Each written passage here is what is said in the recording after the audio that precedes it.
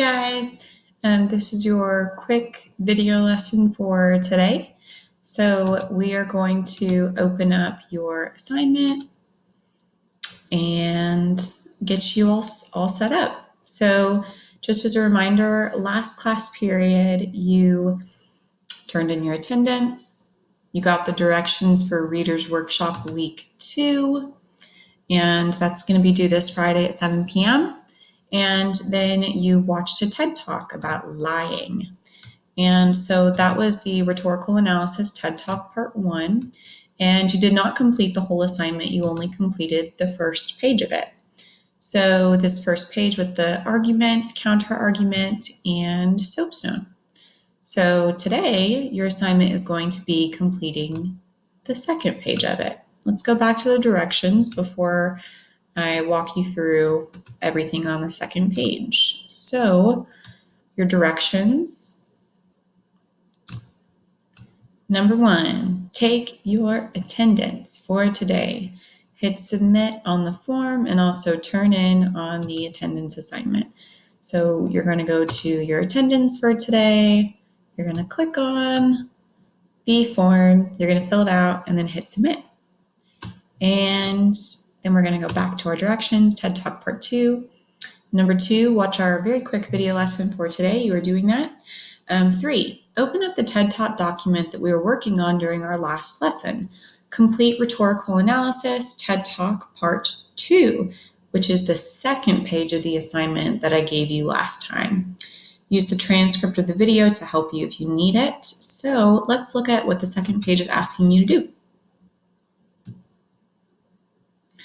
Day 2, complete the 3 appeals in full sentences. Emotional appeals. Does the speaker use pathos and how?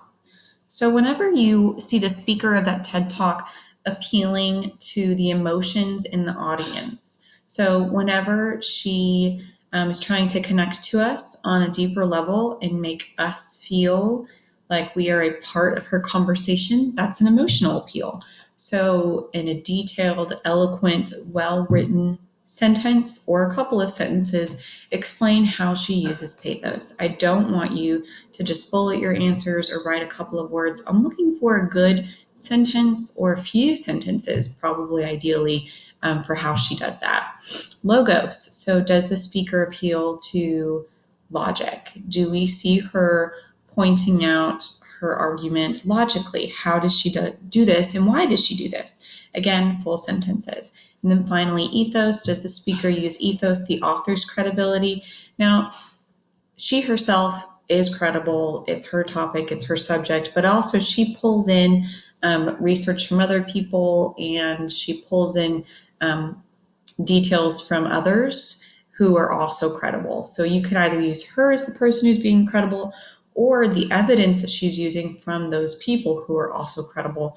That will work as well. So how does she use ethos and why does she do it that way? Again, full sentences. Let's move my face. Rhetorical persuasive techniques. Now, you have seen this somewhere before. This is not the first time that you have seen this chart. I want to show you where you saw it before. If you go back to your classwork tab and you go down to week 2, rhetoric notes, you took some notes over the 3 appeals and 9 different techniques. Looked like this. Expert opinion, hard evidence, anecdote, imagery, cause and effect, repetition. Expert opinion, hard evidence, evidence, imagery, cause and effect, repetition. So it's the same graphic organizer in the same order. Your task is, as you are rewatching the TED Talk, or if you remember from the first time, or if you just want to read the transcript, that's fine too. Your task is to show which of these rhetorical persuasive techniques were being used. You need to find, there's 9 of them, you need to find at least 6. And they're there, you just have to look for them. You need to find at least 6. And then you would write in a detailed sentence the 6 pieces of evidence that you find, it should be so detailed that I know exactly what moment you are talking about, which incident you are referring to that she's talking about. Now, if you are having really trouble finding one and you're tired of looking for it, you have 3 times where you can put an X instead of an answer. So let's say that you look and you look and you look and you just cannot find imagery.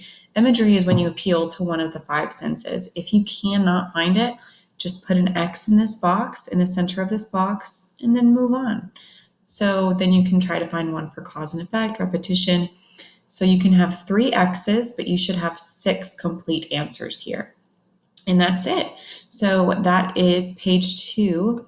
And also you do have counter argument. I know that counter argument was a whole box up here. That's fine. You can copy one and write it down in this counter argument box. So don't waste one of your X's on that one. So you are going to complete page 2 and then that assignment will be done. Now, if we go back and if we're looking at the actual assignment,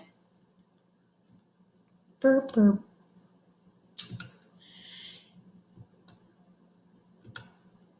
There we go. This always gets in my way, my head.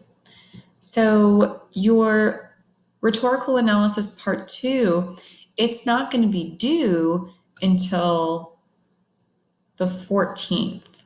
So it's not due until next Tuesday at 7. Now remember, you would have to open up part 1 and then open up this same document to continue to write in it. But this document as a whole is not due until next Tuesday. The reason I'm not having it be due today or tomorrow is because I want for you to have enough time and focus to finish Reader's Workshop week 2, which is due Friday at 7 p.m. Now, this is not going to take you that long. If you want to go ahead and finish it and turn it in, please do. It'll be good to get that off your list and to not have to think about it, and it won't take you very long. But it's not going to be technically due until the 14th. So just a heads up. If you have any questions, please don't hesitate to reach out to me. Reminders, number 4, Reader's Workshop 2 is due Friday at 7. Again, the due date for this assignment is the 14th, which is Tuesday at 7. Email me if you have any questions. You guys have been doing a really good job. Just a little heart-to-heart moment.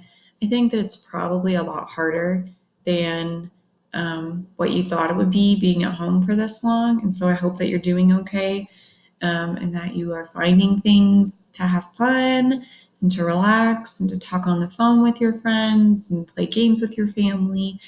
And I hope that things are going okay. If there's anything that I can do for you, just let me know. I'm always here for you. And I look forward to talking to you soon. All right. Bye, you guys. Have a good day.